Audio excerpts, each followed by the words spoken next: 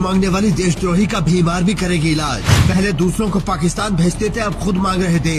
दलितों ने लाख अत्याचार सहकर भी नहीं सोची देश तोड़ने की बात। दलितों के गले में हांडी बांधी गई, लेकिन उन्होंने कभी अलग देश नहीं मांगा। दलितों के पीछे झाड़ू बांधी गई, लेकिन उन्होंने कभी देश को तोड़ने के बारे में नहीं सोचा। दलितों को स्कूल तक नहीं जाने दिया गया, लेकिन उन्होंने कभी सेपरेट स्टेट की बात नहीं की। यहाँ तक कि दलितों की जमीनें छीन ली गयी, उनकी बहन बेटी को बेइज्जत किया गया, लेकिन उनके मन में कभी देशद्रोह नहीं आया। पर जरा सी यूनिवर्सिटीज में गाइडलाइंस क्या आई, मनुवादियों को अलग देश की चाहत होने लगी। अब तक तो ये हिंदू राष्ट्र बना रहे थे, लेकिन अब अलग देश मांग रहे हैं। तो सवाल ये है कि उसमें मैला कौन ढोएगा, कौन पंडित बनेगा और कौन जजमान? क्योंकि अनेकता में एकता से इनको दिक्कत है, इनको तो अलग देश चाहिए। बिहार की न्यूज है, जहाँ एक गाँव में सारे ब्राह्मणों पर SC/ST एक्ट लगा दिया गया था और उन्हें अपनी सेफ्टी के लिए गाँव छोड़कर रातों रात भागना पड़ा।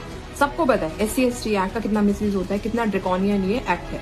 उसके बाद भी गवर्नमेंट UGC रेगुलेशन लेकर आ गई, जो कि काफी हद तक SC/ST एक्ट के जैसा ही है। और उसमें क्या किया, OBC को और ऐड कर दिया। और कहाँ लागू किया? कैंपस में, कॉलेजेस में। और उसका नतीजा क्या है कि आज के डेट में कॉलेज में बच्चे पढ़ने की जगह लड़ाई झगड़े कर रहे हैं, जो कि कल हुआ दिल्ली यूनिवर्सिटी में। कॉलेज एक बैटल ग्राउंड बन चुका है। नीट PG में नेगेटिव नंबर वालों को आप एडमिशन दे रहे हो, हमारी सेफ्टी के साथ पूरा खिलवाड़ किया जा रहा है। अगर आप जनरल कैटेगरी से आज के डेट में हो तो आपकी कोई प्रोटेक्शन है ही नहीं।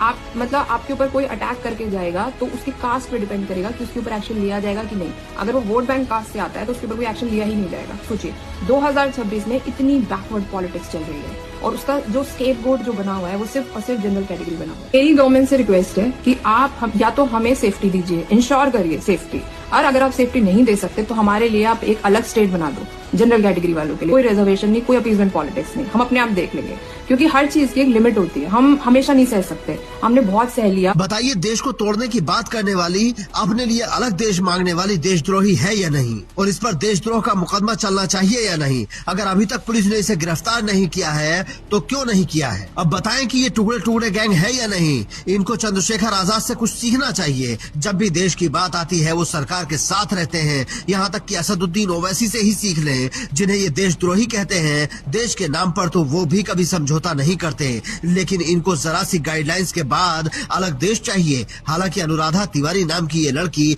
बाद में सफाई भी देती है, लेकिन उसमें भी माफी नहीं मांगती। कल मेरी वीडियो को IT सेल वाले आउट ऑफ कॉन्टेक्स्ट ले जाके मुझे सेपरेटिस्ट और टुकड़े टुकड़े गैंग का पार्ट बनाने में लगे हुए हैं और मेरी अरेस्ट का डिमांड कर रहे हैं। पर यही लोग चुप हैं जब कल कन्हैया कुमार अपनी डफली गैंग के साथ आजादी आजादी के नारे लगा रहा था, एंटी ब्राह्मण स्लोगन बोल रहा था। ब्राह्मण तेरी कब्र खुदेगी, ब्राह्मण भारत छोड़ो, तिलक तराजू और तलवार, इनको मारो जूते चार। ये स्लोगन हर रैली में इतने कॉमन हो चुके हैं। 2 दिन पहले रुचि तिवारी के साथ DU कैंपस में क्या हुआ सबने देखा, किस तरह से उसके कपड़े खींचे गए। ये सब पुलिस के सामने हुआ क्योंकि वो एक ब्राह्मण लड़की है और UGC का विरोध कर रही थी। आपने इनमें से कितने लोग अरेस्ट कर लिया? देश की प्रेसिडेंट खुद पोस्ट कर रही है कि we are making policies only for SC/ST OBCs। तो क्या इससे देश में डिवीजन नहीं हो रहा? UGC रेगुलेशंस लाने के बाद कॉलेज कैंपस की आज की डेट में क्या हालत है? बच्चे क्लासेस में बैठने की जगह बाहर लड़ाई झगड़े कर रहे हैं। तो क्या देश के टुकड़े टुकड़े नहीं हो रहे इससे?